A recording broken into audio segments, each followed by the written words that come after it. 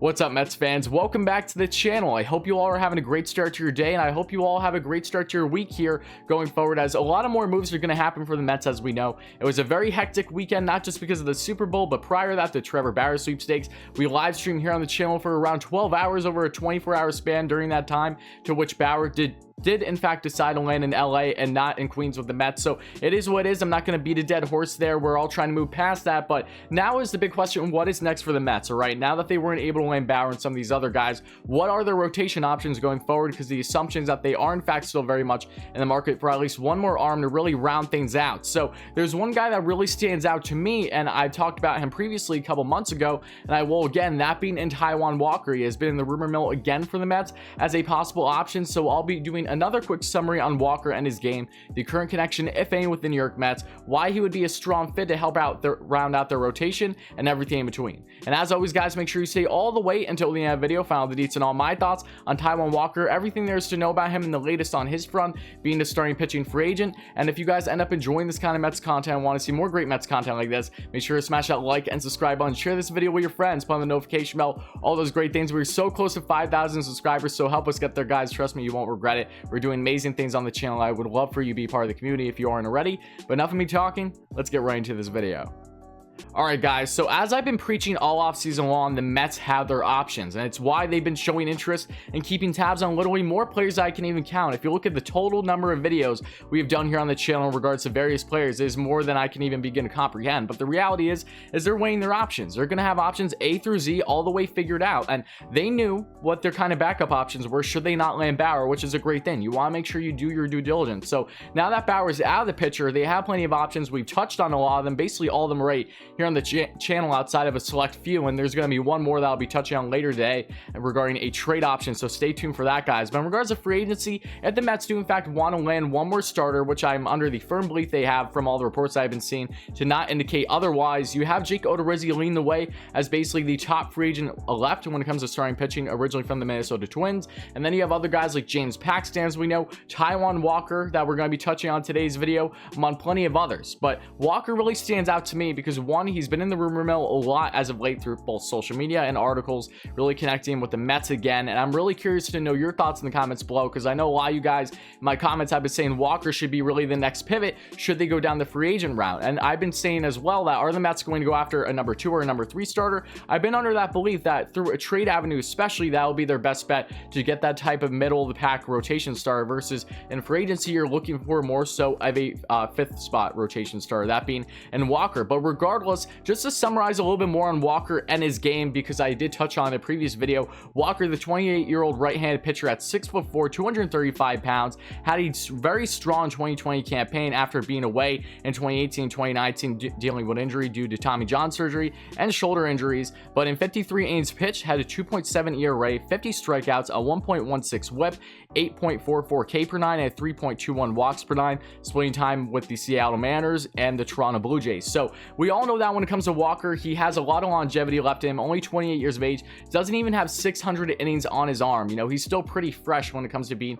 a starting pitcher outside of his injuries. And now to see him fully healthy, having a really strong short, and I understand there's always some worry when you have a guy that's really performing well hitting the market, but it was a short 2020 season due to the pandemic. I'm fully aware of that, but it is promising to see. And if you look at his last full season in the MLB a couple years ago, he did have a 3.49 ERA. So he has been consistent. He has an ERA just below 4, I believe it's around 3.8 something, and he has been consistent in his career. It's just been the injuries that have really set him back in 2018 and 2019 respectively for different reasons. So now that he's looking healthy, I think this would be a very strong fit for the Mets should they want more of that 4th, 5th starter. Because when you look at the rotation currently for the Mets, you have DeGrom to go at number 1, then you have guys like Marcus Stroman, Cookie Carrasco, David Peterson, and then you have Joey Lucchesi as the 5th starter as of now, because Lugo's going to stay in the pen. We all know that. Every Mets fan that's kind of been following along has that belief, and I firmly stand behind that from all the statements that the Mets have made within their organization. So when you look at them, Lucchesi is not going to be the 5th starter. I highly doubt it. They've been showing interest in another starting pitcher out there. So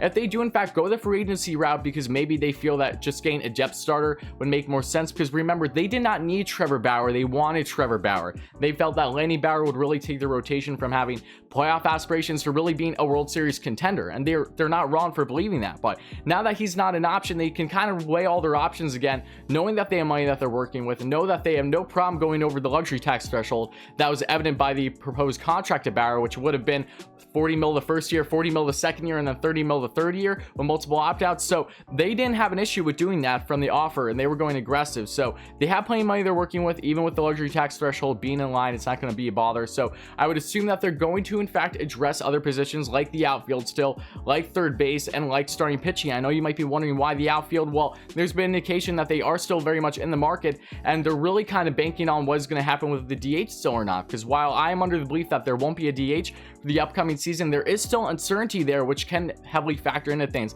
The question is, when are we going to find out for certain if there is or if there is not a DH? Because from the proposed report by the MLB to the Players Union as of late, the Players Union denied having expanded playoffs and a universal DH again. So I don't understand how this late, as we get closer and closer to spring training in the season, how they could still have a DH. It's already impacted so much with teams and players' decision makings and free agency. But getting that out of the way, Walker would bring a lot to the Mets if you ask me, as really fifth starter, a guy that's been consistent. It is a little bit of a head scratcher now. I shouldn't say a head scratcher, just a little bit more of a surprise, because I thought that if the Mets were to land him, it would have been during Jared Porter's time as GM. And Jared Porter, up until his firing, was connected heavily with a lot of players, including Taijuan Walker, because he was in the Arizona Diamondbacks organization when they traded for him a couple years ago, and spoke glowingly of him. And I touched on that in my other video of Walker. So Walker would bring a lot to that fifth spot, I would imagine, would really set the stage up for the Mets to have another strong rotation.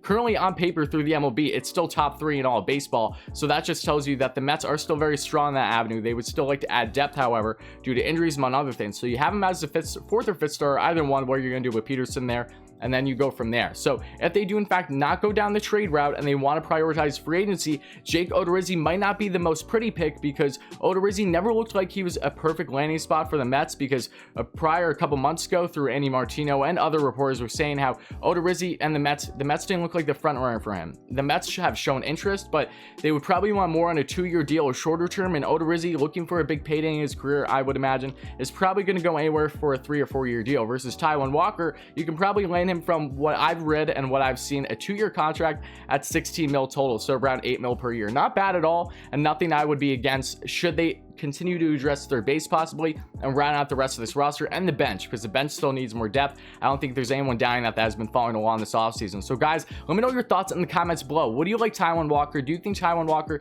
is the best free agent available versus Paxton and Odorizzi, and the most realistic fit for you if they do in fact not go down the trade route for a Sonny Gray or some others? And there's another guy in particular that I'll be touching on in a video later today, so stay tuned for that. So again, I'm not eliminating the fact that the Mets going down the trade route, but should they not do say that blockbuster that a lot of us have believed can come to fruition for whatever reason, they may very well land one of these guys in free agency. And Taijuan Walker stands out as a solid arm with plenty to give. I saw him on social media hacking at balls the other day, yesterday actually, for the first time in 3 years, which could be telling. Yes, he would be in the NL again, and maybe that's a connection with the Mets, so time will tell. But let me know your thoughts in the comments. As always guys, if you guys ended up enjoying this kind of Mets content and want to see more great Mets content like this, you know what to do by now. Smash that like and subscribe button, share this video with your friends, put on the notification bell, all those great things. Thank you all again for the countless support here on the channel, guys. It truly does mean the world to me, and we're just getting started. So thank you again, and I'll talk to you soon.